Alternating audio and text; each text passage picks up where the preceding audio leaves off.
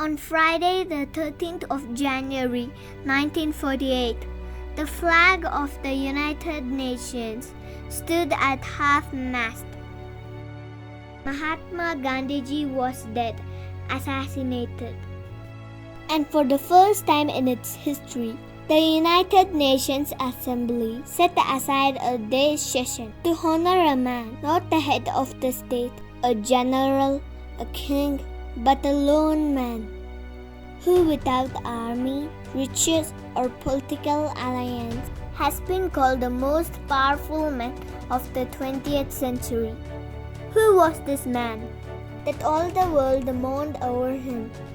A man who 5 feet 5 inches tall, wearing a hemspun cotton cloth like the poorest of all. But what then the power of this man? Mohandas Karamchand Gandhi was born in Porbandar in Western India on October 2, 1869. He was called the Mahatma, a man of unusual spiritual force, a great soul. Well, young Gandhi was a law student in London, England. He began to probe more deeply for an understanding of the nature of life, of truth, of love, of power. He studied not only law books, but 2 other books which he believed to be most important literature in existence. One was the Bhagavad Gita, the most ancient sacred book of India, and the other, the Bible, in which he learnt about love, the force that holds people together. There are good and evil in every man, but when a person loves, he strengthens the good in him, the greatest force in all the earth. Gandhiji called it non-violence, the greater power than that of the largest gun, or bomb, or army. In the Bible, especially in Jesus' Sermon on the Mount, young Gandhi found profound answers to his profound questions. Graduated from law school, he returned to India in 1891. He was sent to South Africa, where he rose to great success and wealth. But neglecting his law practice, he began to teach and demonstrate the power of non-violence. On August 1920, the Indian leader of the Congress party died. Who has recognized Gandhiji as his political hero? Congress party had become the central force in India's fight for freedom. With Gandhiji as its leader, the Congress party established goals for a new India, starting from equality to economy. In 1921, he began the new program with the spinning wheel. India grew hundreds of tons of cotton annually, and yet the Indians were unemployed half the year, so they started to make their own cloth. Thus began the Khadi movement. In 1928, India was boycotting the British goods and refusing to take jobs with the British government. In 1930, Gandhiji pointed out the evil that British were doing by a non-violent march to Dundee, where Gandhiji himself broke the salt laws.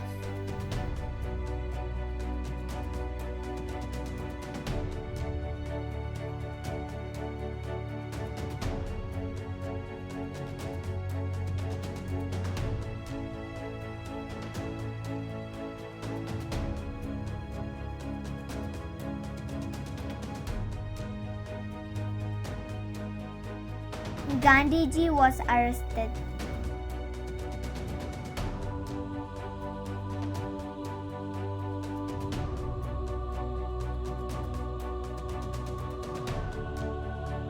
People across the world questioned the British action, but no hand was raised against the British. However, on 1931, the end of the salt laws were announced, and Gandhiji was released.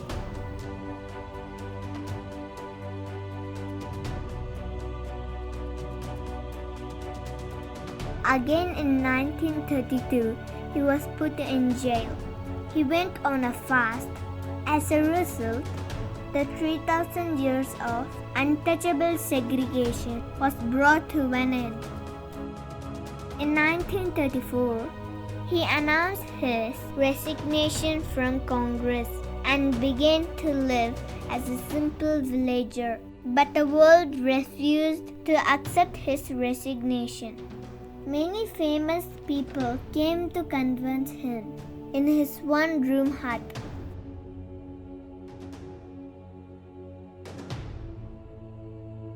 The floor was swept earth, one rug, a spinning wheel, and a box for desk.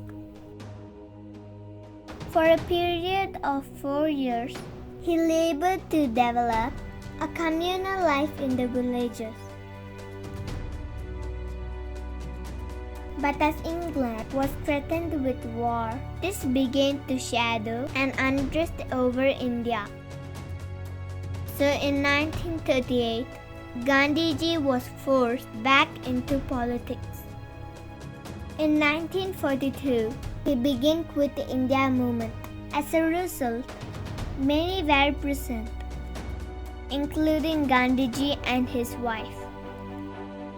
While in prison, Gandhiji's beloved wife, Kasturba Gandhi, died. They had been married for 62 years.